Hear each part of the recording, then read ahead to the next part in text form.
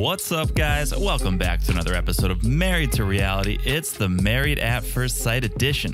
I'm your co-host, John, here with my wife and co-host. It's the one and only Teresa right there. Hello, everyone. How's everyone doing? I'm back. Oh! I'm fully back. Where were you, Teresa? Tell the people where you were. Well, I was here. My mouth wasn't. It's good now. I'm back to normal. I'm back to normal. You sound back to normal. You seem back to normal. You look back to normal. Yeah, the only thing is like my nerve is still not back to normal. It's still like I don't fully feel this part of my face down here. I think it takes a few weeks. It says it takes about 7 to 9 weeks. So, but I can talk. I can smile. I'm back, bitches.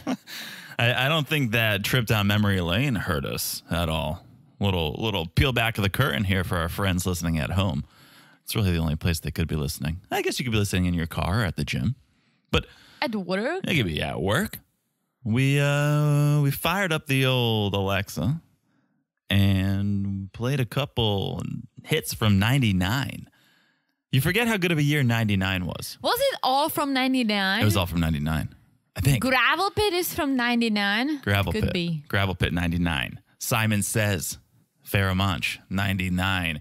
My Name Is Eminem 99. You didn't say who sings Gravel Pit. Wu-Tang. Wu-Tang Clan. Wu-Tang Clan. Not to be Clan. confused with Ju-Tang Clan, which was my band at Temple. With Raw. Shout out to Ross. Yeah. That's there's no recordings, unfortunately, of that. Too bad. Too bad. It really is too bad.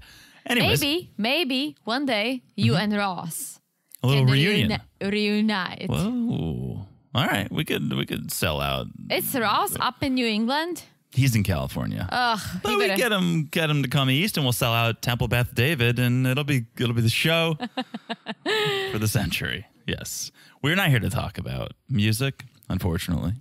We're here to talk about Married at First Sight. Maps. And we'll do that. We'll do that very shortly. But before then, a little housekeeping. Okay. First and foremost, before I forget, if you haven't already listened to it, go and check out our collab we just did with the Reality Gaze. We just covered episode 1 of MILF Manor, Teresa's new favorite show. MILF Manor, and John was on fire. Was I on fire? Yeah, you were good. Oh, thank you. Thank you. You were being a little funny. You know, I get a little excited when we talk about MILFs, and so finally I had someone to talk about I it hope with. your mom is listening.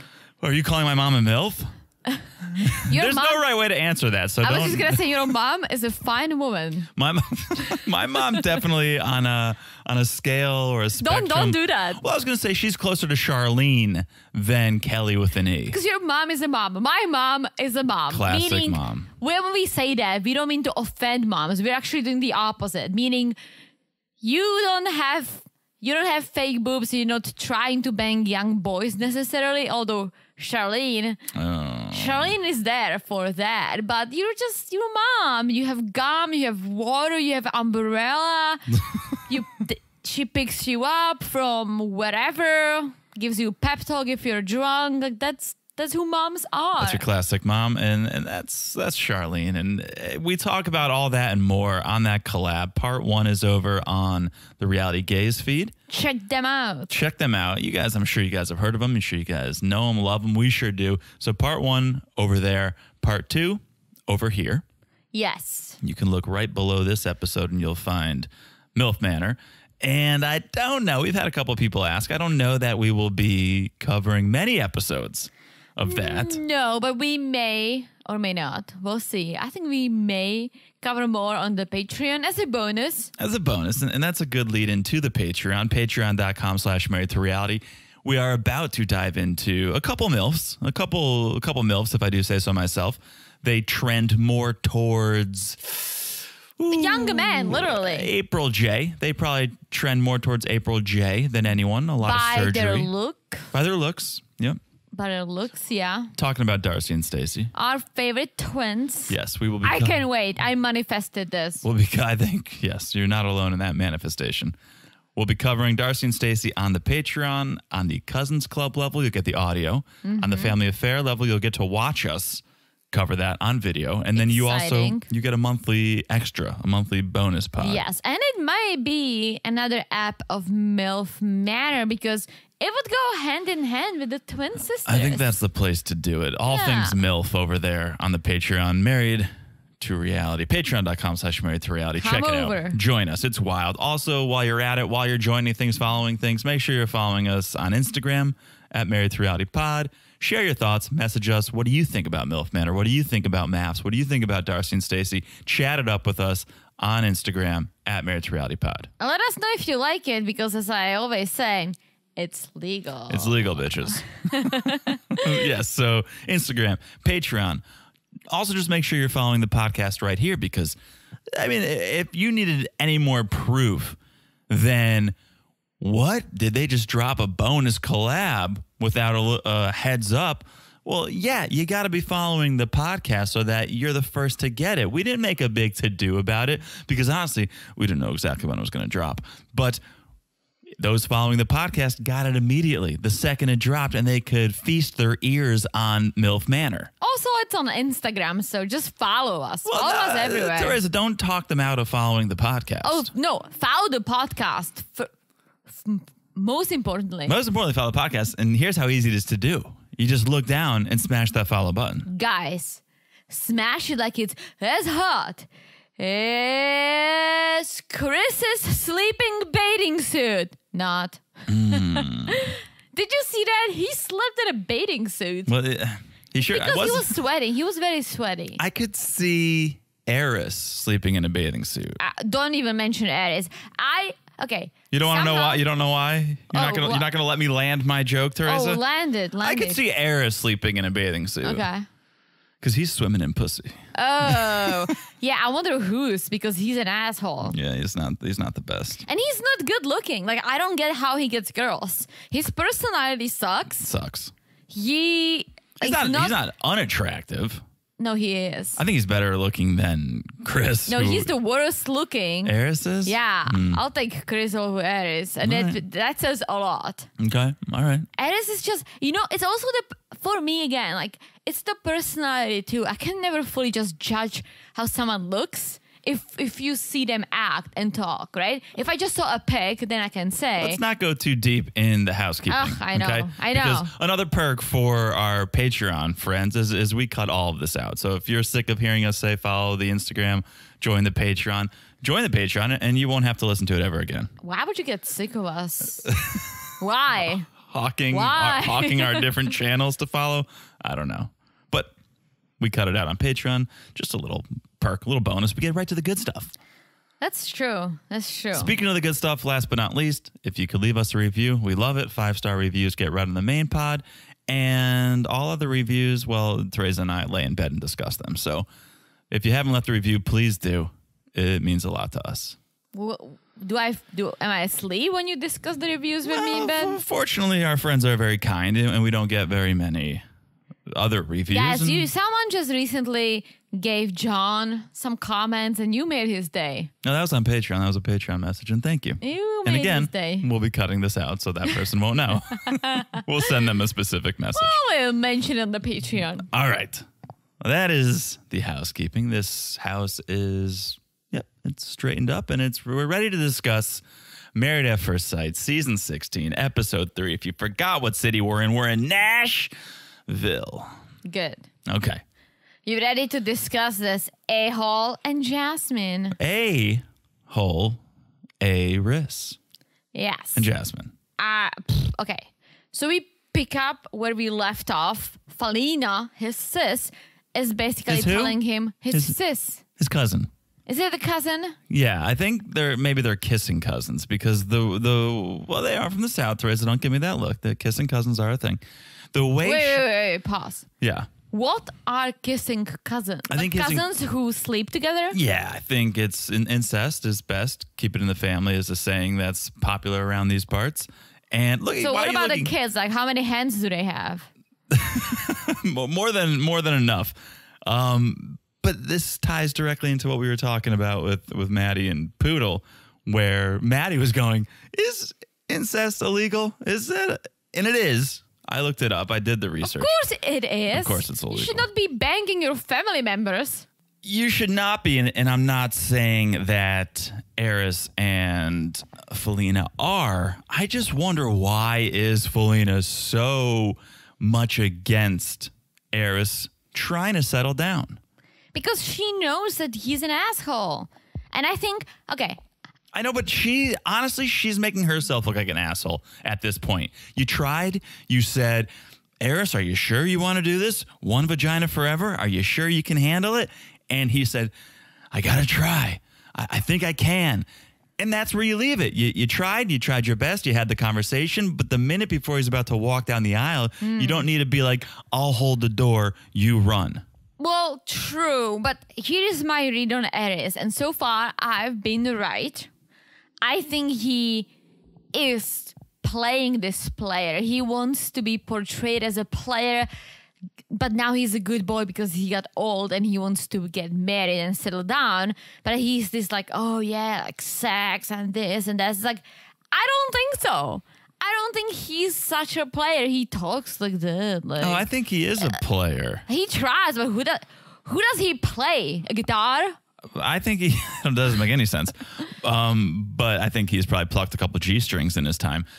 But there's no way that he would be pulling one over his entire family if he wasn't a player. I'm sure if Felina thinks he's a player, he's a player. I think, and this is his words, he's a spoiled only child, coming from me, but I'm not spoiled. He's a spoiled only child who maybe lives this fantasy if a girl spills a drink on him at a bar that she wants to bang him. That like, may be true. I just don't buy, like, what do girls see in him? Well, then that's a good distinction. There is a difference between playing and winning and then just playing. And so maybe he's playing, he's going to the bar, he's trying to chirp up a bunch of women, and maybe he's not succeeding.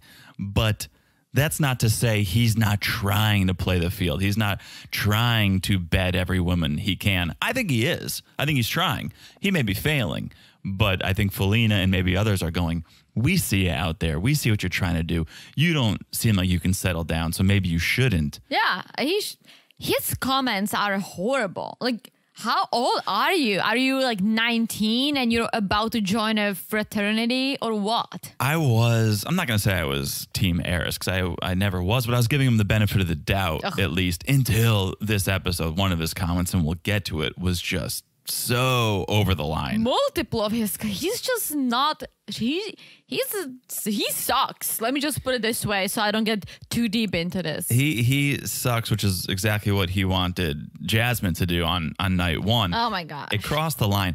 But here's the thing. So I'm looking at my notes now, and the next scene we get is Jasmine with her dad.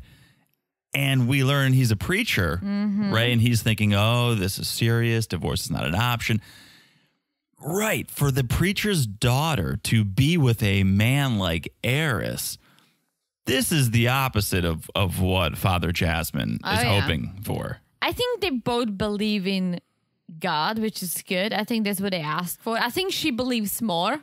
Yeah, potentially. I don't know. It's not a competition. But No, it's not a competition, but I feel like it brings certain qualities, I would hope.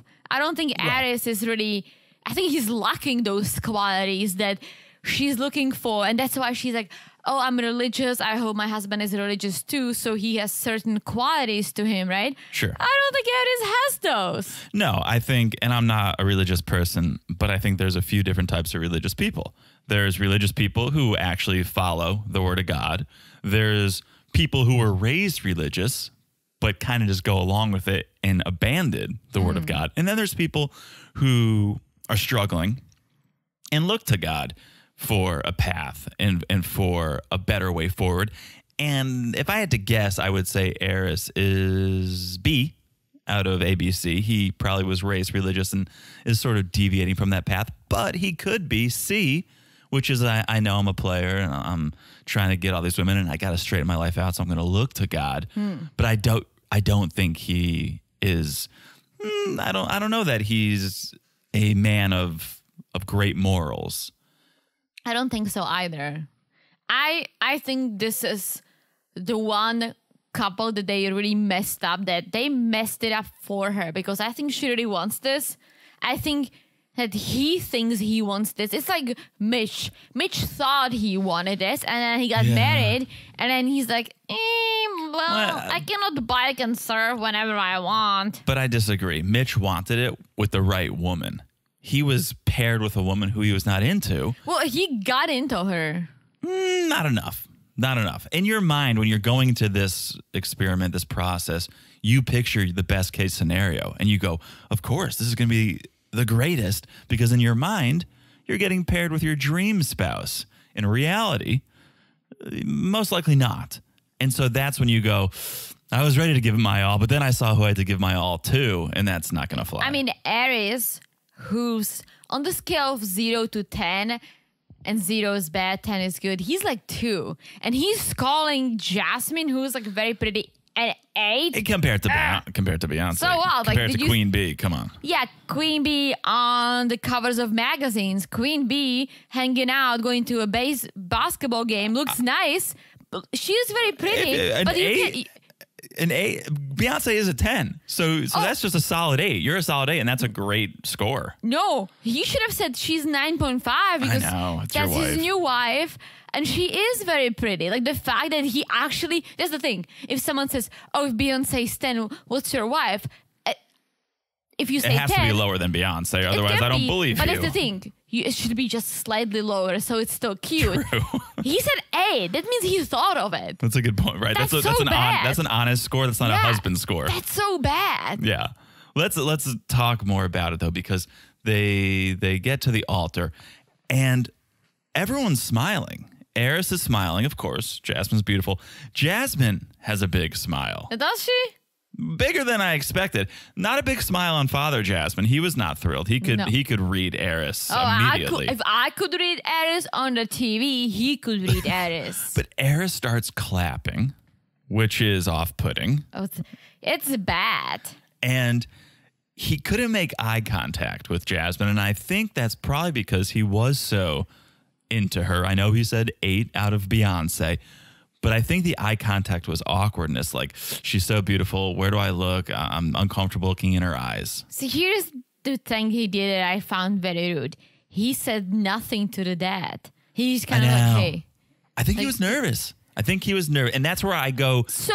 That's where I agree with you. And I go, I think he tries to be a player. I think he practices a lot, but he never gets in the game.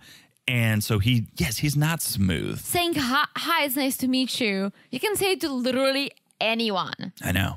Anyone. It means, I don't want to say it means nothing. It means a lot, but it's not like you're not trying to impress by saying that.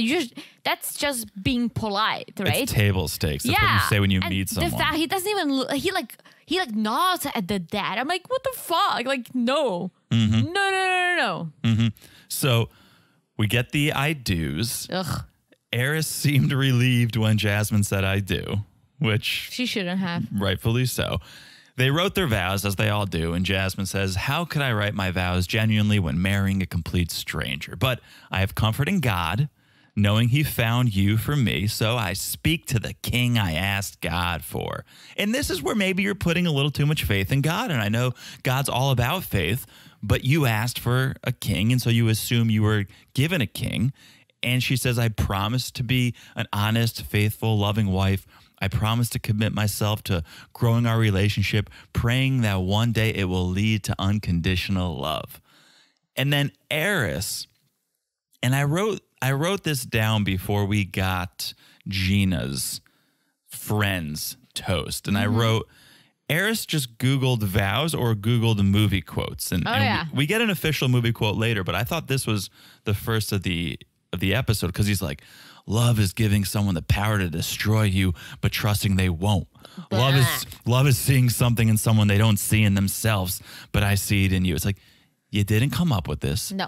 I would rather you say, I'm so lucky to be here. You're so beautiful. I'm so excited. And it not be poetic, but it be authentic than whatever this was. Did you like my vows? I wrote them myself. Oh, I could tell. What does that even mean? Well, they were very personal.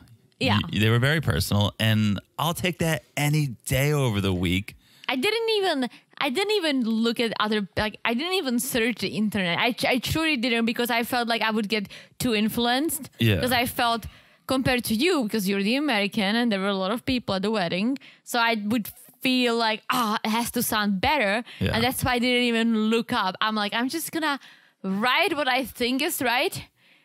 I'm trying to figure out if I might have messaged your mom and asked her if I have any errors there. I looked up vows. You did? But yours were very personal Yeah. too. And the only reason I looked it up is because I wanted to know, like, what is not even the construct, but I don't want to miss anything. I don't want there to be something in there, not that it makes it legal or whatnot, but that after the fact I go, oh, how did I forget to say I love you or something? Just like in the moment being so nervous, I don't want to forget to say anything crucial. And I did the same thing. I'd given one best man speech. I've been a best man once. And I looked up. That was really beautiful. Thank you. And I looked up best man speeches. Again, I didn't copy anything, but the construct and the idea of like, okay, you should probably introduce yourself, right? And so just like things like that. And then I made it my own, of course. I don't think I said I vow or I promise anything in my vows. Maybe I promise. I think I promise. I think maybe I said I promise. I didn't say I vow. But ours both had upfronts, backs, and then the promising was just like the meat in the middle. I was trying to be a little funny, but cute. But like funny, so it's personal to you. And there is this, like, we have this one, not to turn this conversation about us, but one last comment. There is this one beautiful photo of John, me reading the vows. And it's like a photo of like John laughing, but crying. Okay, you take it easy. It's beautiful. You were laughing at my jokes, but crying because you knew because I you were wrote butchering it all. the English language. No, it was beautiful. Oh, thank you. It really was beautiful. And again, it was authentic. And that's, I find that to be the most important part. Granted, how authentic can you be when you don't know who you're writing your vows for? True. But again, you could still say, I'm so excited to be here. I'm so ready for this, as opposed to, love is giving someone the power to destroy you, but trusting that. It's like, stop it. Ugh. Okay, we all put that up as our away message when we were going through heartbreak in high school. We don't need it here on maps. Yeah, he's not very OG. No. So, all right, they seal it with a kiss and they go to talk. Teresa's favorite part. My favorite part. Okay, chatting after. Aries is so awkward. And he basically says, well, I'm a spoiled only child. I expect the best. And honestly, I'm an only child too. There is still one person who totally spoils me. Can you guess that person? Your dad. What? Have you met my dad? I don't know who spoils you. My grandma. Oh, yeah. Now she spoils you too. She she loves you. She does. Like my parents always treated me with the way I deserve, whatever I deserved. Mm-hmm. So I've never got an extra treatment, extra like spoiled child treatment. I had to work for things or I had to deserve things to get them. But this is when it sucks being an only child. I feel bad for my parents now because I left. Sure. And it'd be different if you lived closer by. It's an only child moving away guilt. Yeah. It's not like an only child thing. No, but it's only child moving away. Right. That sucks for me too. I wish my parents lived closer, but he makes himself sound like, yeah, like I'm a spoiled only child. He literally says it. And here is why this was the one of the many moments that I was like, ugh, he sucks. She has 4 dogs, right? Okay, we can go there first. I don't want to skip over. We need, when I see this moment in the show, when they go to talk after the I do's, I'm waiting on confirmation of whether or not they're attracted. Oh, okay. And so, of course, we know Eris is attracted to Jasmine. We get confirmation here that Jasmine is attracted to Eris. Apparently, she's like, he's easy on the eye. I don't understand why you're giving them both the same accent and neither of them talk like that. Please do not give that accent to every single person on this season just because we're in Nashville. Okay. But she has a strong Southern accent. I agree to disagree. I like it. I know, but so to me, She's like, He's fun. I know, but to me, you're insulting them. You're doing. I'm not insulting them. I like doing your it. Terry voice, which is And Terry was born in Kentucky, right next to Nashville. I understand that, but okay. I'm just saying we can't give everyone the same accent. Okay, well, How am I gonna tell them the only apart? accent I have besides my accent. You know, then I don't know that you need to give it. But how would I tell them apart if you're giving them all the same accent, Teresa? Well, Okay, you're very good at the accent. listen, everyone below Virginia has this accent. Okay, well, call in direct line to Teresa. But she says, when I saw him, I thought he's cute, easy on the eyes, a little shorter than me, but he's fit. And Is he? then she I goes, can pick him up. she goes, I love his beard. And the beard would have been the deal breaker for me. So if she's okay with the beard, then I think it could work. Ugh, no, I can't stand him. And let's get to the dogs, right? Okay. She has 4 dogs. Amazing. And he's like, Nah. ugh, that's too many dogs. He's like, 4 dogs is a lot of dogs, Teresa, especially when you haven't seen where this person lives. bring it on.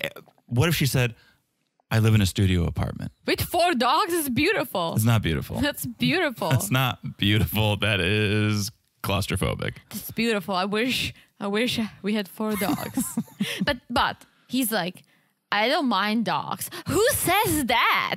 I don't mind dogs. Not everyone's a dog person. Everyone should be a dog person. Have you seen dogs? I've seen a dog or two. Not everyone. Today I watched a beautiful dog video of this golden retriever that his owner takes him on the train, and the dog makes friends with everyone, and the owner films it. Beautiful. It was beautiful. It was very.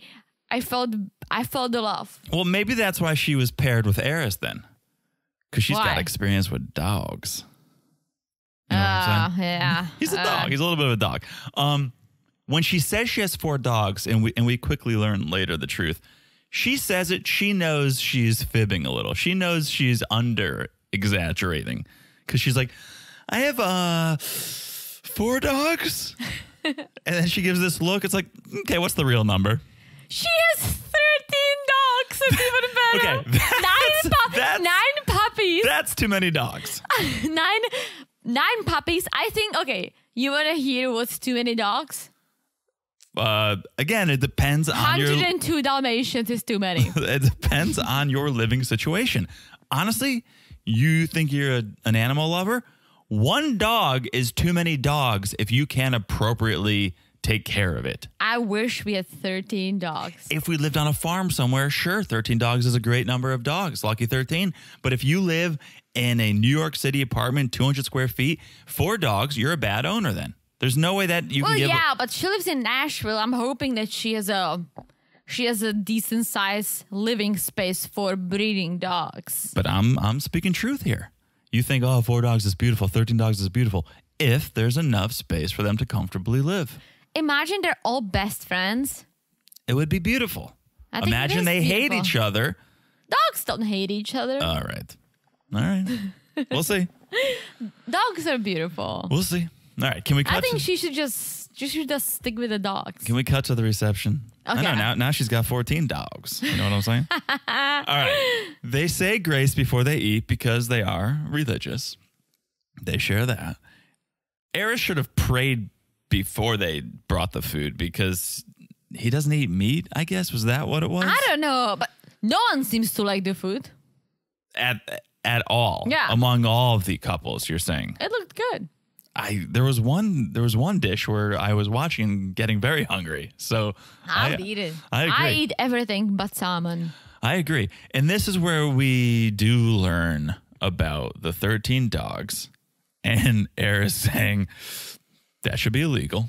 That's too many dogs. Ugh, he should be illegal. But it is illegal, and that's kind of my point. Is What do you mean it's illegal? if it's in humane conditions? She's a breeder. I know that's illegal, but Like, if it's she has 9 puppies, she's not gonna keep 9 puppies. She's gonna sell them out, or I don't know what she does with them. Give them away. I guess if she's a breeder, she sells the dogs. I guess, yeah. She's not keeping 13 dogs. Like, Let's see Let's see. I'm open-minded. I'm just saying you can't make a blanket statement. Oh, 13 dogs is perfect. That's a great number of dogs. I'm sure it is for her. I'm sure Any number of dogs is perfect. I'm sure she's got a setup that makes it fine. What's your ideal number of pets? In this current apartment? In general. I can't do that. I'm too realistic. Okay. I would do one medium-sized dog in this apartment. That's it? One medium-sized dog. No more pets? No. Not even a seal? If one seal in the bathtub. We have 2 bathtubs. That's why I say one seal in the bathtub and then one medium-sized dog. That sounds good. Okay. If we had a backyard where dogs could run free, 2 dogs, maybe. Maybe 2 dogs. Maybe. Okay. I'm reasonable. Yeah. I feel like 4 dogs is beautiful. I personally, I would love that, but I also, could I give all of them my love equally? Probably not. And that's unfair too. Don't bring something into this home that you can't give all of your love to. I think like I love my parents and I never thought of this until literally now, right? I'm gonna take my parents out of the occasion. I never loved anything or anyone equally in my life. There is always something I love or better, even people. Sure. When it comes even to my family, and again, not I love both my parents equally. That's the only thing. But like when it comes to my cousins or family members, friends, I don't love all of them equally. No, of course not. Or there's also seasons. Like, oh, maybe, and I don't mean literal seasons, but for example, maybe one summer you're besties with one cousin and then 2 years later you become besties with the other. Like, you could love people differently at different times. Yeah, so I don't know if I could love 4 dogs the same. But I probably would because I love all dogs. Can we move on? Sure. Eris is talking to Jasmine's sisters and friends, and he's learning that Jasmine doesn't like confrontation, but they're hoping he can put his foot down, get her back to reality, bring her down to earth when she needs to be. And he's like, sure, I think I can handle that. And they say, what should we know about you, Eris? He never lived with a woman. Never been in a serious relationship, never lived with someone, so he's used to his space. And this is going to be a change for him, for sure. The dogs, the wife, the family, it's going to be a lot. I'm going to say this. I don't know why he's on the show. And I don't know why they paired him up with Jasmine. Like I can understand if people are desperate in a way, like we dated, we tried it all. It's not working for us. But for him, it's like he never wanted it. He never even lived with a woman. He's just playing or whatever he's doing. Why is he on the show? This is the equivalent of going cold turkey. If you smoke cigarettes all your life and you just quit. And it's like, well, why are you quitting? Why don't you use a nicotine patch? Why don't you like allow yourself just some cigarettes while you drink? He says he's this player, and so he's going to go cold turkey. He's going to go from playing the field to just being married. I like that you compared it to cigarettes because I'll tell you what. If you smoked before, you will smoke again. And you know that. Like some people will not. No. I think everyone at some point will probably you might have a puff. No. I give people more credit. You're speaking for yourself. I give people more credit. I think there are people, and I don't know about cigarettes, but people who stop drinking. But it's the thing. I think people who stopped smoking and they smoke again in the future smoke when they're drunk. I'm not even joking about this. No, you're probably right. But I will say there's probably people who quit smoking and actually quit smoking. Forever? Yes, not everyone is as weak as other people. Some people can quit. Okay. So then Jasmine is talking to Eris's mom and cousin and confirming that Eris is fine. And cousin Felina has still not dropped it yet. Even though he said, I do, she has still not dropped it yet. And she's going on and on about how this is crazy and she can't believe it. And she's not accepting of Jasmine. She feels like I can ask her questions, but she's a pageant queen. She's ready for these questions. She's ready. Felina, just leave. Yeah, she should leave. The deed is done. Now you have to put your own personal feelings behind you and support this relationship. Also, I can almost see her nipples. Like her dress was so low. Oh. It was so low that I was like, if she's gonna get wild tonight, her boobs are gonna fall out of it. Yeah, she needs to worry about herself. Yeah, for sure. Here's the point in their segment where I can no longer give Eris the benefit of the doubt. Yeah, so first he's talking to his friends and comparing her to Beyonce. Again, not a great rating. I would love to be an 8 out of Beyonce. But again, if it's my wife talking about me, what am I compared to Beyonce? You're 9.5. Good. Yeah, your voice is better. You have a better voice than her. But if we're just judging physical looks, 9.5. But yes, in reality, if someone was like, "Oh, Beyonce's a 10 and you're an 8," I'd be like, "That's fantastic. Thank you. You're so kind." But really? You're right. If it's your spouse, you should fudge the numbers and say 9.5. Yeah, always. That's not what makes him. Oh no, this is one of the things. Unforgivable. But okay, I didn't pick up the whole thing. I just heard something about get on your knees. We rewound it because this is terrible. Horrible. This is terrible. Horrible. And to have this on film is even worse. He's talking to his friends and they're asking, "What's the ideal night? What's going to happen? What are you going to do?" And he says, "The ideal night, I'd say, get on your knees." Pastor Cal should have repelled from the ceiling, Mission Impossible style, and smacked him across the head for saying that. Unless he meant to pray. Ooh. But I doubt it. I don't think so. I doubt it. I don't think so. But that was where he lost me. That's so disrespectful. Yes. Okay, maybe you're thinking that, and that's fine. You're a man. It's not even funny. Like, this is the thing. It's not funny. It's not funny. Like, no one's laughing but your dumb buddies.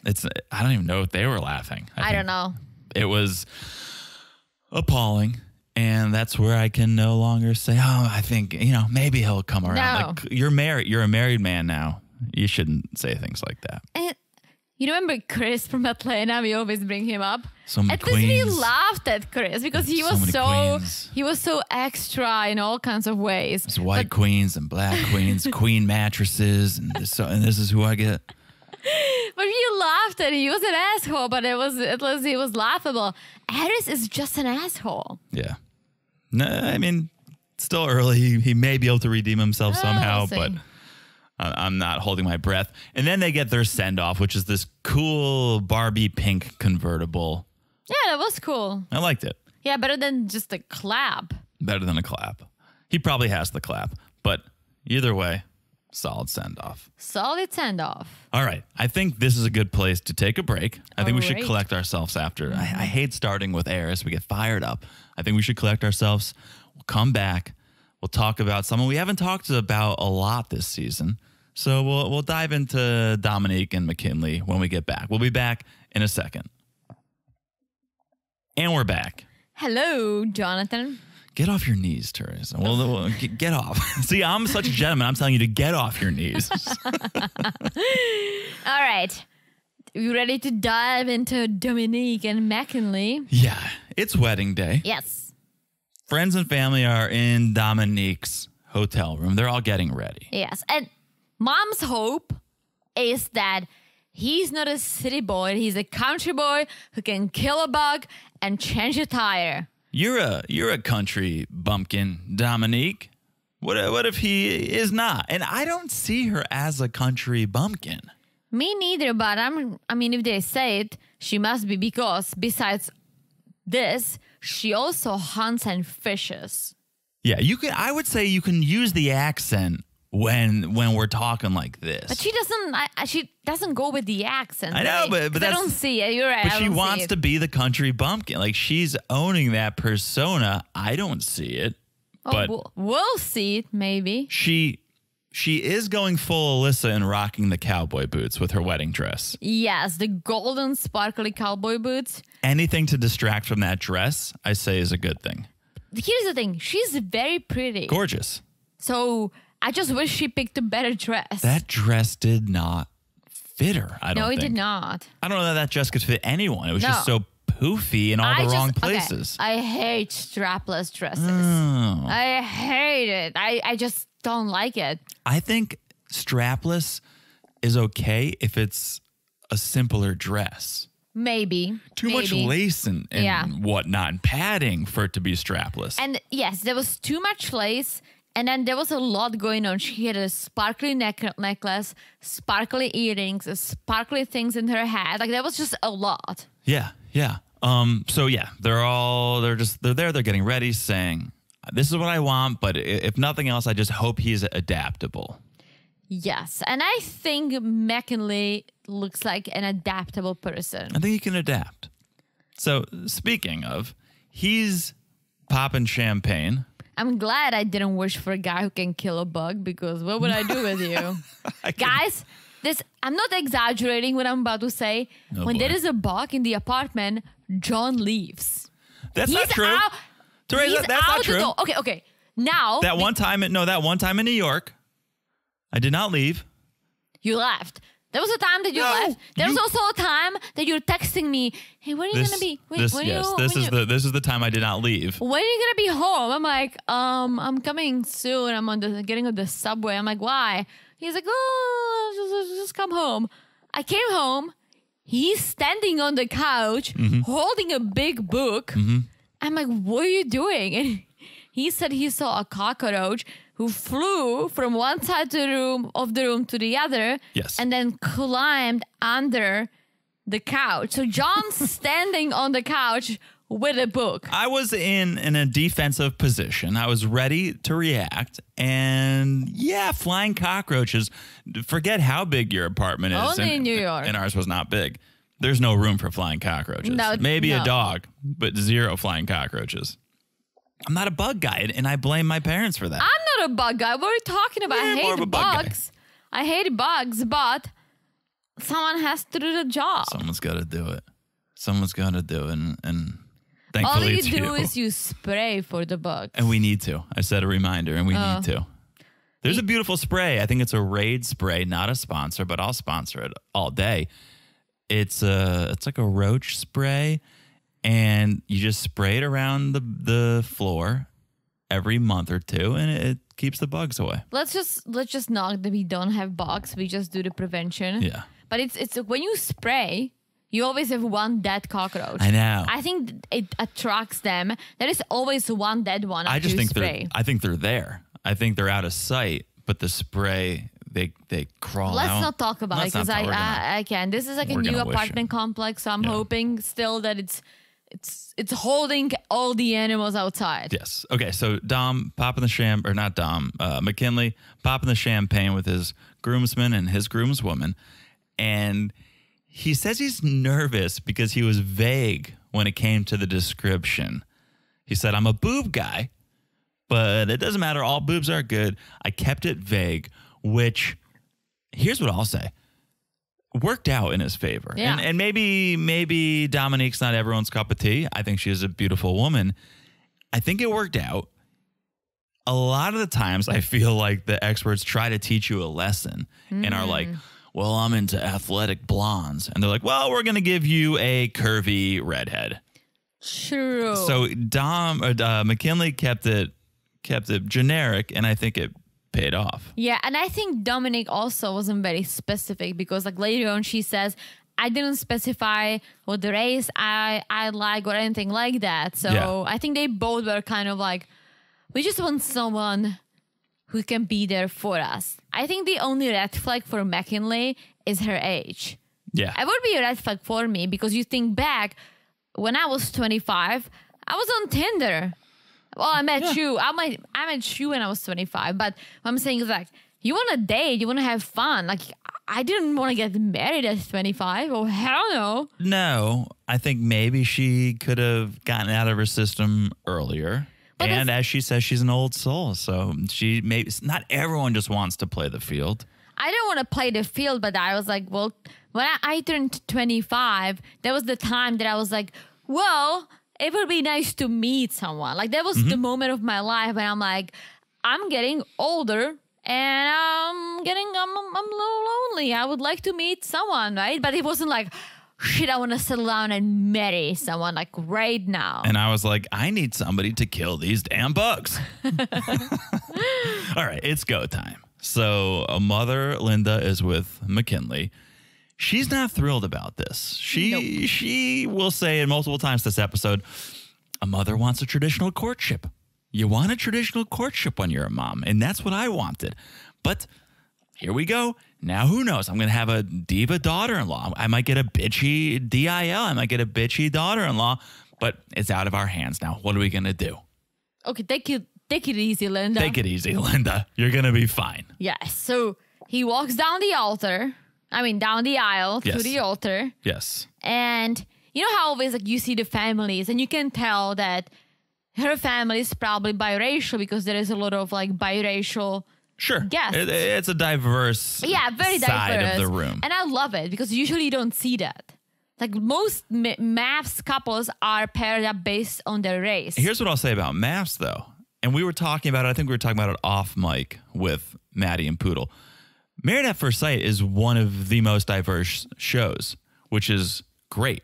Diverse with the cast, but they don't mix and match, if I say it this way. Right. There's not a lot of interracial couples. No, I think like we had Lindy and Miguel on the previous one, who like Lindy's white, Miguel was Hispanic, right? Yeah. But you don't see too often. No, Love is Blind does it. Yeah. Which I like when the shows reflect what you see out there in the world. And it's becoming more and more common in the world. And so we're seeing it more on TV.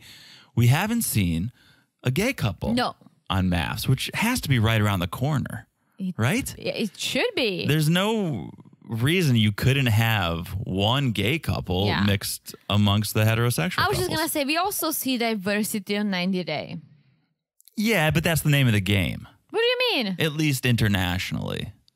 Right. You see, you're going to different countries. If you're going to go to a Spanish country, it's going to be you're American with Hispanic and vice versa. If you're going to Jamaica, if you're on Love is Blind, right? So you do.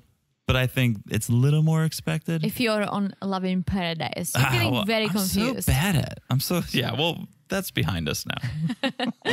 But this is, I'm excited. I'm excited for this. So McKinley walks down the aisle waiting at the altar.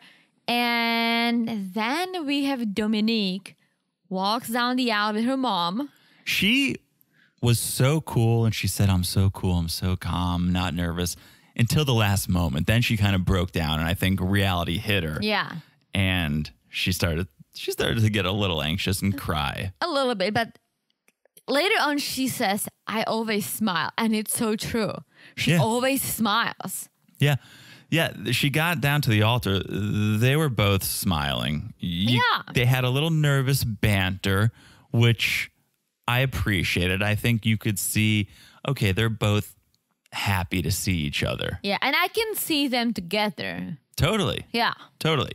And so they say ID. I do. ID. They might need an ID. Dominique. she's a little young. They say I do. They wrote their vows. And she says to McKinley, I promise to give you the best of myself and ask of you no more than I can give. I promise to be open-minded, ask questions. I promise to grow with you, to be your shoulder to cry on, your biggest fan, and the element in your life you never knew was missing. Beautiful. I haven't heard that in a movie. Dominique, I truly believe we are here at the right place at the right time. I'm excited to learn from you and grow into the best man, husband, and father I can be. I believe the journey is the most amazing part, and I can't wait to do that with you. I spent my whole life searching for that lucky ticket. Today I hit the jackpot. Charlie and the Chocolate Factory. Another movie reference. So they seal it with a kiss. And Teresa's favorite part. Chatting after. Okay. So McKinley is very attracted to Dominique. Let's get it out there. And Dominique is also attracted to McKinley. We got a connection here, at least physically. Yes. And then the producers pull Dominique on the side and say, what's your husband's name? There's always one. It was Katina. And Elijah won. Yeah, she could not. And now again, yes. Because these are like very unusual names. Yeah. I guess. America needs a name calendar. People name their kids after a bowl of fruit. It's like, oh, I had a really good apple today. Oh, Fuji. Well, and then you have a fucking baby. His name is Fuji. It's Fiji, first of all. Okay. But Chris Martin, who's not American, named his child Apple. Yeah, because of Gwyneth Paltrow was like, I fucking love apples. I'm going to have an apple. She's a little cuckoo. But they're talking. The age conversation does come up, and McKinley learns Dominique's 25 and wonders, am I too old? And she says, no, I wanted someone mature. She didn't seem thrilled about his age, and I thought, uh-oh, are we not going to have a connection here? But that was pretty much the only hesitation. Right after that, I was like, oh, no. She's like, I think he's handsome. And they seem to hit it off. Yeah, they were a little nervous, which is expected. And I think it's good. When they were taking photos, you could see they were a bit awkward. And I go, it's good. It's good that you guys are both awkward because I think it means you're both nervous because you like each other. Yeah.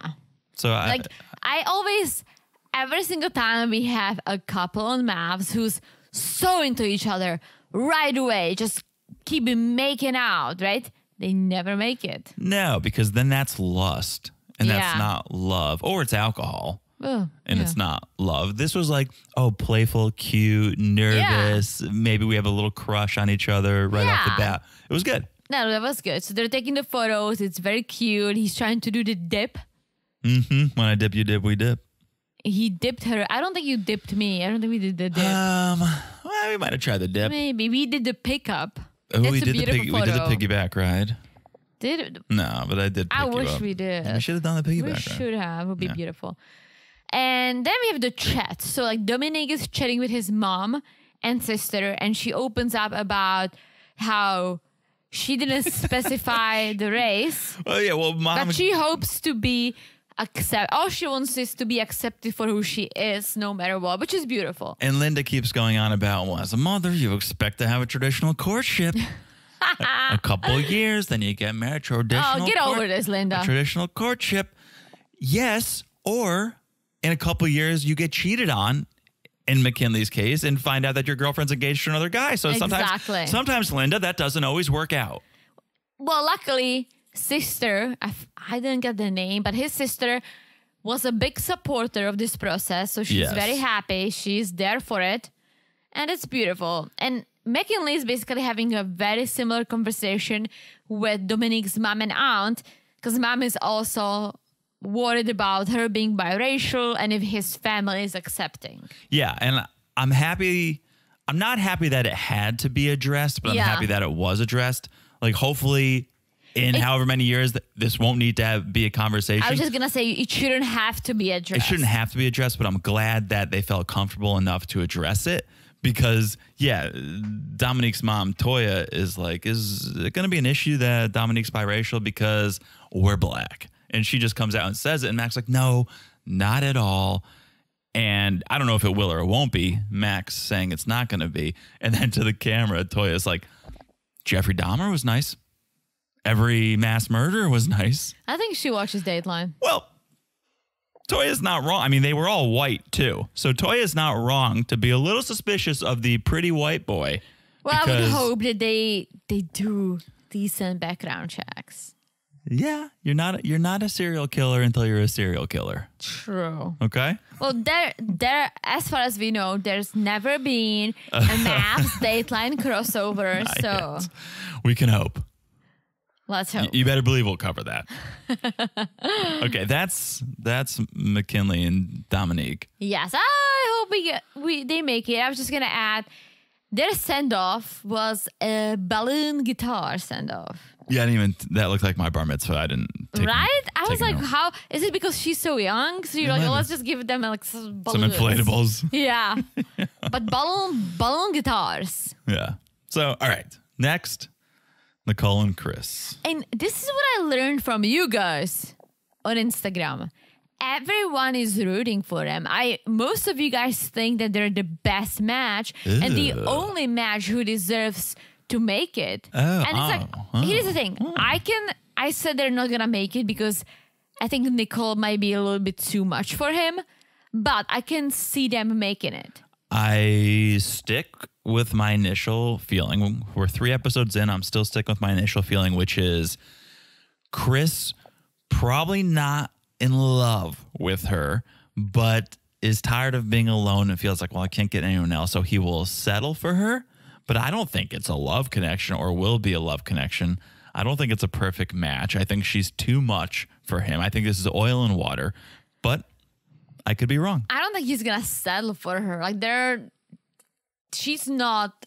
Like they're like equally good looking. There's more than looks. I know, Carissa. but I was gonna say she's a little cuckoo, but he is.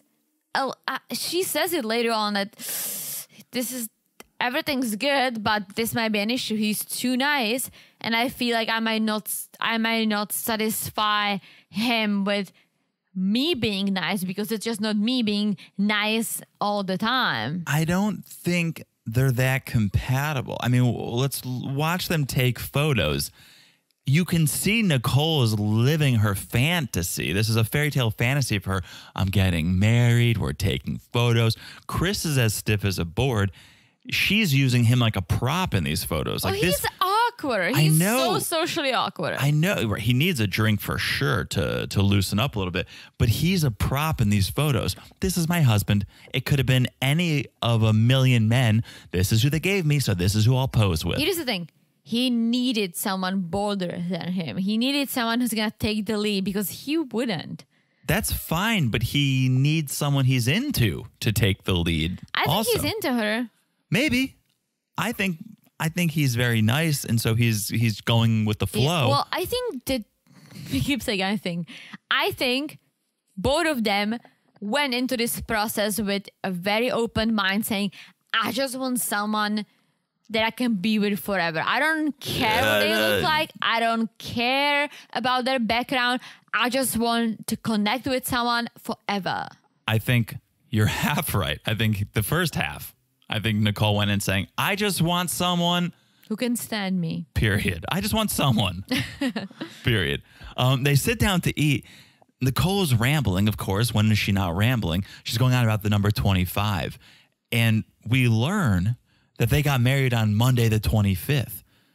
You couldn't spring for even a Sunday wedding lifetime? You got married on a Monday?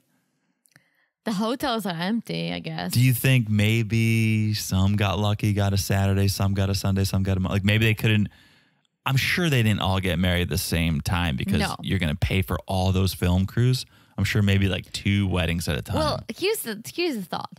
They all go on the honeymoons at the same time. True. So do they do some couples wait multiple days? Nah, yeah. I think I don't know. Maybe they do get all married at the same time because now that I'm thinking about it, I think they're all assigned a producer. So they're probably all assigned a film crew. Yeah, maybe. So maybe they were all married on Monday. Because I think just because they go on the honeymoons at the same time, I don't think it would be fair if some people getting married the day before and some people have 3 days in between. What do? Do you hang out together? Do you go back home? Like, what's happening? Right. Yeah, call in if you know. So then Nicole's talking to her friends and she's like, I can tell Chris is going to spend the rest of his life trying to make me happy.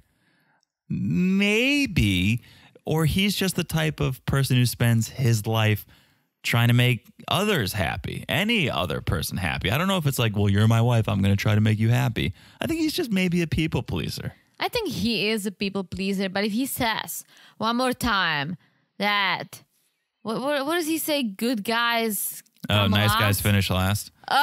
Good guys do come last. Good guys never come first. But nice guys finish last, which I guess is the same thing now that I think about it. Never put it that way before. But thank you, Teresa. Oh, you're welcome. Again, you can get off your knees. Okay. You take it easy over there. Can we talk about Chris and Nicole's dad, Mark? Mark needs to take a chill pill and a drink. I'm putting a lot of trust in this whole process, but are you a criminal? Are you a scam artist? A serial killer? I don't know. I don't know who you are. Potentially. But I could see Chris being the serial killer before McKinley. Yeah, possibly.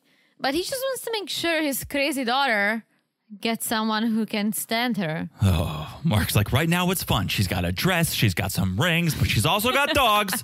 Not 13, but she's got some dogs. And are you ready for that? Are you ready for a life with her dogs? She has one dog. He has 2 dogs. 3 dogs. Oh, wait, he has 3 dogs? Mark said she has 3 dogs. No, she has 1 dog. He has 2 dogs. That's 3 dogs. I got 3 dogs somewhere. But yeah, he combined amount of dogs is 3. So, of course, Chris says he is, right? Because he's just there to please. And so he says, I'm ready for it. I'm ready for it all. He looks terrified, though. So he could just be saying what he thinks other people want to hear. He looks terrified. I mean, Mark came in hot and heavy. Woo. Speaking of hot and heavy, the stripper in the orange dress playing an electric guitar send-off. What was that? Yeah, did they hire Hulk Hogan to play electric guitar for their... Oh, yeah, brother. Right this way, brother. That was their send-off. They high-fived people, and then this person in the dress was playing an electric guitar. It was terrible. It was horrible. I remember we had a big band at the wedding because John is very invested in music, and so am I. I made a very, very big deal about what they wear. I said they all have to wear black and like a nice suit and tie kind of thing, or like dress shirt. You want like a white shirt, black tie. Yeah, like you could wear a black blazer, even better. Yeah, very specific, and they all deliver. Because if you don't specify, we've been to weddings. Oh yeah, they'll wear whatever they want. 1 or 2 of the people just wear like Hawaiian shirts, and it's like, what are you wearing? Read the room. Yeah. Yeah. Hulk Hogan did not read the room. Or maybe Hulk did, because I think Nicole was loving that. I don't know what was going on, but that was an interesting send-off. But that was not the biggest fashion faux pas of their segment. The biggest fashion faux pas was what Chris sleeps in. I think fashion faux pas is Chris's middle name, because everything he puts on is a fashion faux pas. He sleeps in a bathing suit. Right? This is unbelievable. This is unacceptable and unbelievable. I think he's just super excited about a honeymoon.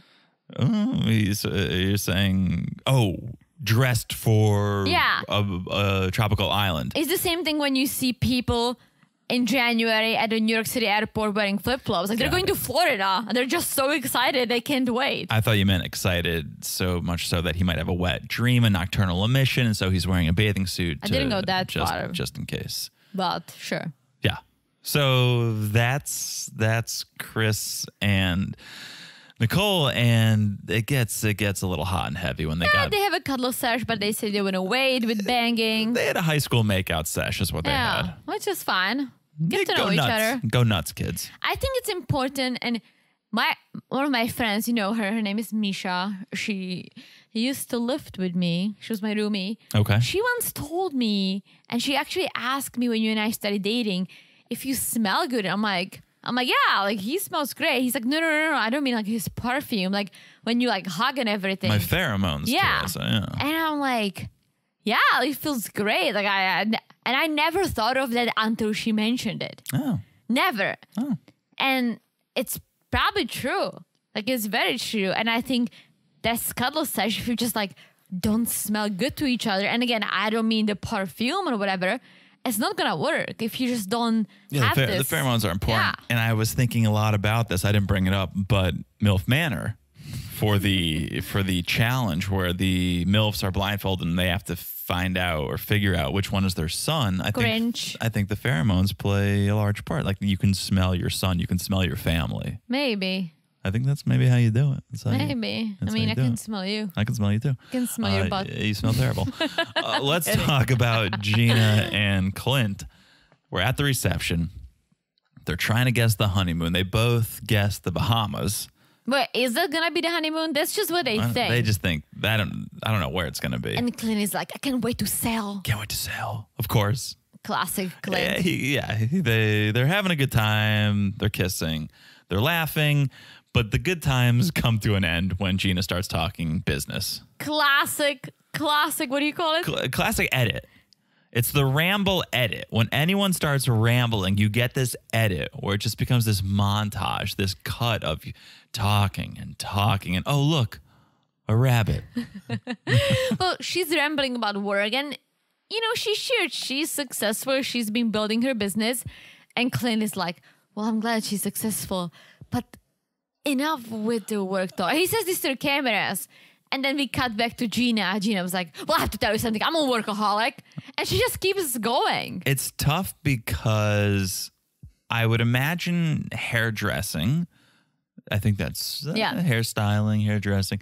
It's a passion, right? It should be. It should be. And you would want your stylist to be passionate about it, to stay up on it, the latest cuts, the latest trends. So I get it. It's not someone who just clocks in and clocks out. It's a passion of theirs. Mm-hmm. And when people are passionate, they talk about their passions. And so maybe Clint is not passionate about IT or whatever he does. Yeah. So he's not used to it.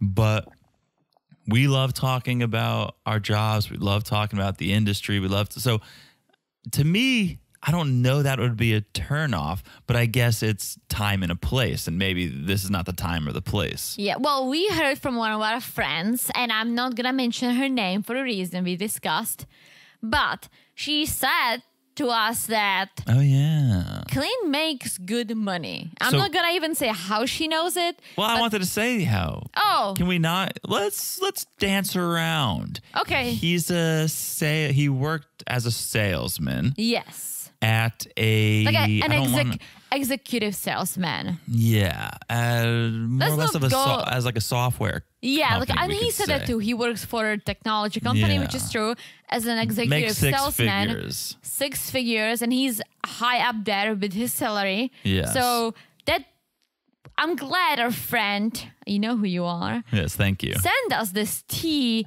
because it helped us understand, like, okay, he loves sailing, he seems a little posh, but it's not coming from his family. Maybe his family is I off, think so. but he does well for himself. Yes. And then we get, oh boy, do we get my favorite part of this episode. Teresa, what is this woman's name? Lindsay. Oh, Lindsay's never disappoint on Married at First no. Sight. And this one sure didn't. She was drunk as Lindsay from Boston, and boy, did she deliver. If not a drunker. Please never steal, cheat, lie, or drink.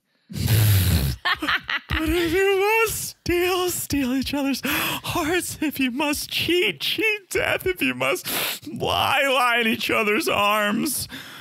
Will Smith, Hitch.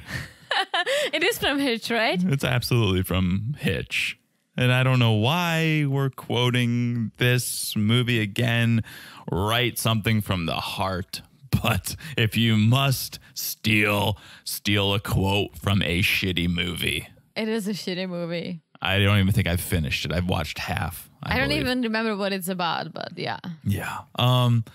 You can leave now, Lindsay. You've made your point. Oh, she has not. She was so wasted.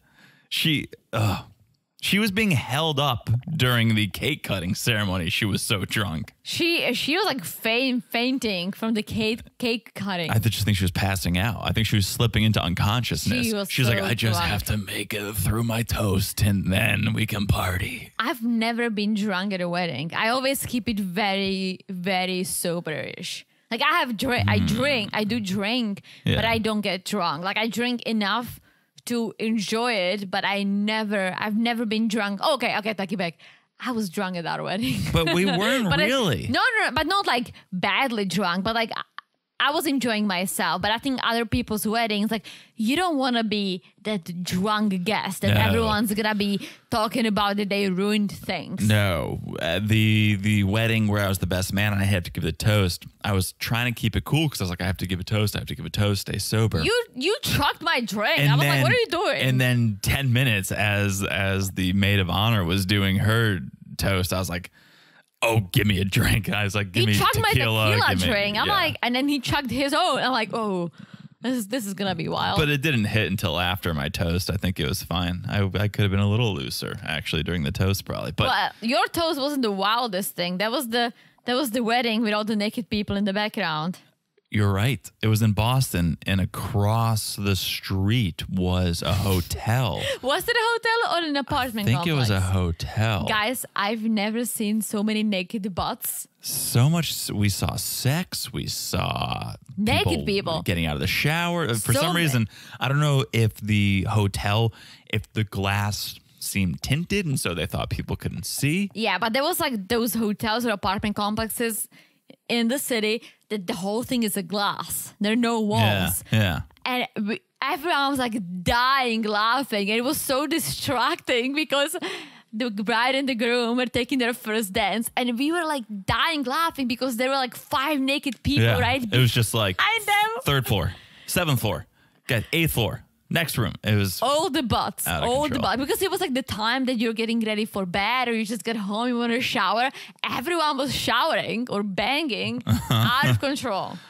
So then Clint goes and talks with Gina's bridesmaids, and of course Lindsay is there like 3 inches from Clint's face the entire time, just breathing her tequila breath on him. She's like, Tell- what makes Tell me. you worthy? What makes you ready for marriage? What are you most excited about when you get alone with Gina? Show me on my body. What are you most excited about? And Clint says, I'm gonna take it slow, please. I don't want to make this about sex. I'm gonna take my time and please somebody get this woman a water. Yes, a water and a liquid IV. And then they're sent off with like a drum line. Yeah. And of course a nautical pun from Clint, who says, so far calm seas, steady breeze, smooth sailing. Classic Clint. Classic sailors. One more. One more. Kirsten There we go. and Shakira. So we're at the reception. And they both hate the salad and they kind of bonded over it. At the same time, they're like, what the fuck is this? It looked good. And for a moment, I'm like, I guess the bald head's not a big deal. I guess she's looked past it. She's over it, and it's going to be smooth sailing. Well, she kind of says it. She's like, well, now I'm seeing all the pluses that he has. He's well educated. He's nice. He's funny. So it seems like she's getting over the fact that he's bald and a year younger. Until the glasses start clinking. Yeah, she's still not ready to kiss. But there's part of me that I'm like, maybe like you're not there yet. And that's okay. Like it's better to get there naturally than to force it. And the fact that she's very superficial. Absolutely. Like she shouldn't be on this show if you can accept that the person might not look exactly as you wished. This show is for people with a very open mind, and I don't think she has that. However, she starts to see why they were matched. So let's give her a little bit of time, and hopefully they can start making out soon. Yeah, 100%. I don't think you need to go lip to lip on night 1. That's not what the show's about. Yeah. And as you said, the couples who are tongue wrestling on day 1 usually don't make it. Yeah. The only prerequisite, the only thing you have to commit to is trying. And so as long as Kirsten is open to trying and is not just shutting the door immediately, then take your time. Yeah. Well, then Trickle was talking to her friends, and they're like, well, we're easy on him tonight. I know. But tomorrow, we're going to grill him like a potato. Because he was saying what they wanted to hear. And they're saying, well, you're too much of a politician. We're not going to just believe what you say because you're saying it. But they were being respectful of the occasion and saying, have your night.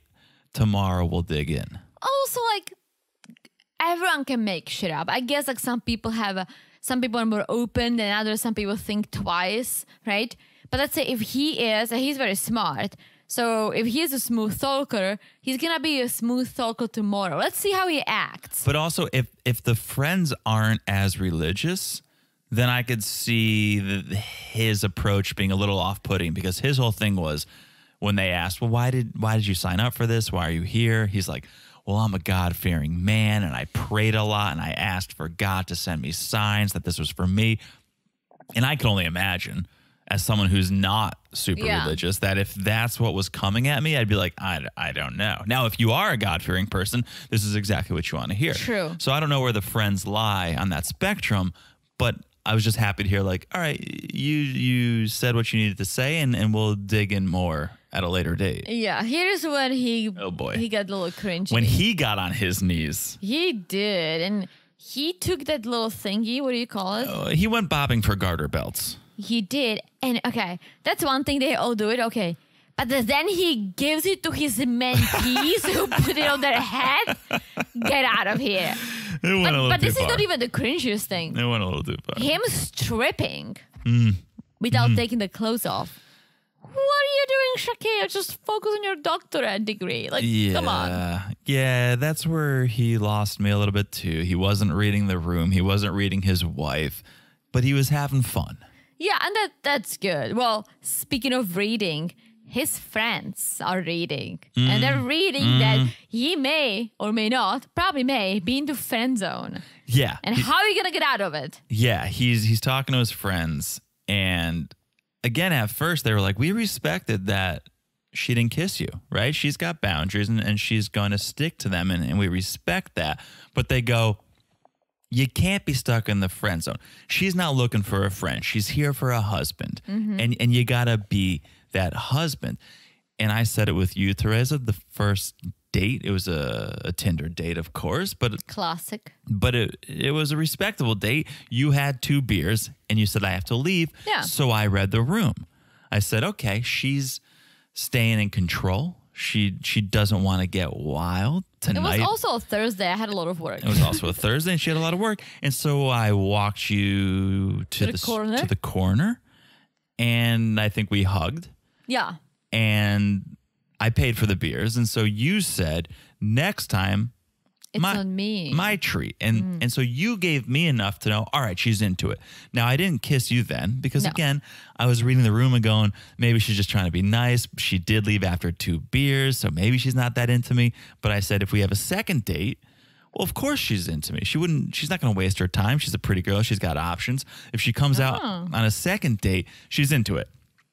Went on the second date, had a few more beers that time. Oh, boy. And I literally said to myself, if I don't kiss her on the second date, well, now we're friends. If you True. go on a third date and you haven't kissed, I think you're friends. Yeah, and for me, it was like, yes, you're very handsome. That's one thing. But for me, it's always about The way I smelled, I know. Well, that too. But the personality and how we connected, and also how much you listened to me. And you did listen to me a lot, because like the second day you suggested something that I said I love. Like I love museums, and you were like, well, I've never been to the Met. I was thinking of going. Do you feel like coming with me? And I loved it because I was like, all right, like you listen. You're not just asking me to go to the bar and grab beers, Right. which would be fine too. But I'm like, this is good. Like I truly enjoyed the fact that you listened.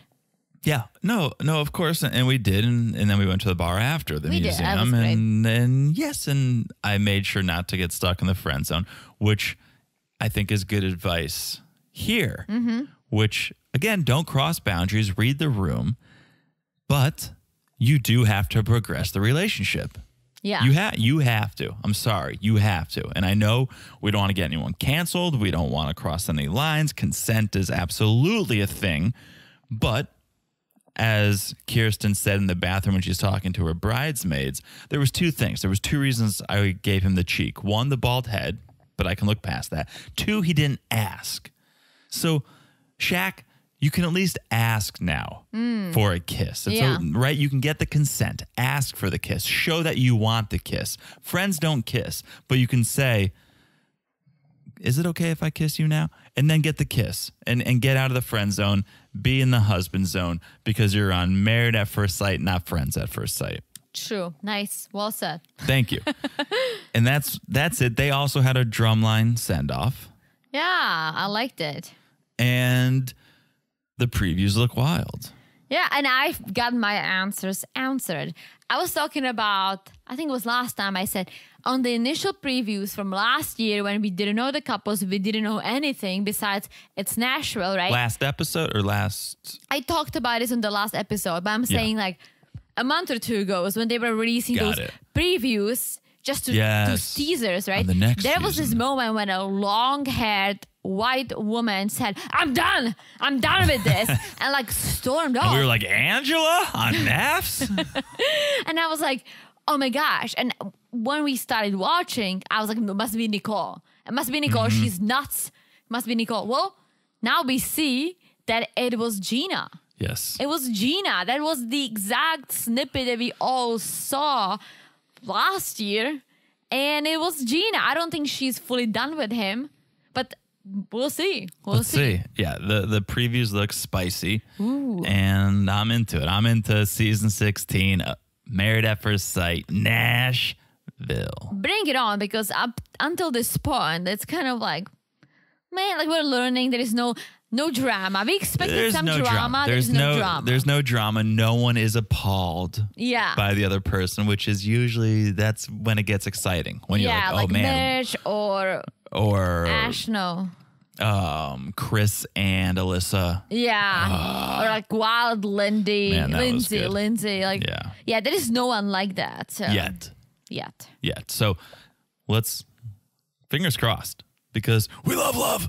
But we also love shit shows. We love shit shows. We love shit shows more than love. We really do. I said it. We really do. And so, again, it's only episode 3. Knowing maths, we have another 20 episodes to go this season. So I think it's going to get crazy. Bring it on, crazy. Bring it on. People. Speaking of shit shows, I'll mention it again. If you fast forward in the beginning, we covered the first episode of MILF Manor with our friends from the Reality Gaze. Go check it out. Give it a listen. People, from what I hear, are loving to hate this show, so you can hear our take on it. Teresa loves it a little more than I do. Part 1 on Maddie's and Pulu's spot. Part 1 on the Reality Gaze. On our spot. Part 2 right here. Part 2, just scroll down a hair and you'll see that. Speaking of scrolling down and following and making sure you don't miss an episode, follow the podcast wherever you're listening, whether it's Apple or Spotify, TuneIn, Stitcher. You want to follow the podcast so that whenever we do drop a bonus episode, or whenever we do drop an episode a little bit late when you're not expecting to check and look, you'll get it right to your phone. You'll get an alert. You'll know, oh, it's time to listen. It's so easy to follow the podcast. Just look down, smash that follow button. Guys, smash it like it's as hot as the preview. Woo! So hot. Also, speaking of following, follow the Instagram at Married to Reality Pod. Chat with us. Let us know your thoughts on all of the shows we're covering, whether it's 90 Day, whether it's Darcy and Stacy coming up, whether it's maths. Follow us on Instagram. Message us. You'll see memes. You'll get news. You'll get it all at Married to Reality Pod on Instagram. Also, I said Darcy and Stacy. That's happening on Patreon. Patreon.com/Married to Reality. Join us at the Cousins Club level or the Family Affair level. For Darcy and Stacy, at the Family Affair level, you'll get a monthly bonus. You'll get video. It's all there. Check it out. Patreon.com/Married to Reality. And last but not least, if you haven't left a review, please do. We love love. Speaking of Darcy and Stacy, we love love. And we love when you guys leave us the reviews. If you leave us a 5-star review... I was going as long as I could go. Teresa's giving me this look. Do I hear $5 right now? I'm gonna get $5 right now. I'm gonna get $5 now. I'm gonna get $10. I'm just waiting for you to stop so I can say you've said it all. I almost have Patreon.com/Married to Reality reviews. We'll read the 5 stars on the main 90-day pod. Thank you guys for listening. We love you guys so much. And if you're a new listener, we should have said that from the top of the show. If you're a new listener, if you found us from the MILF Manor collab, welcome. Welcome to the shit show. And thank you for being here. To our beautiful shit show. To this beautiful shit show. All right. Whew. I've said it all. You've said it all. Have you said it all? I think so. All right. That means we'll talk to you guys soon. Bye-bye. Bye-bye.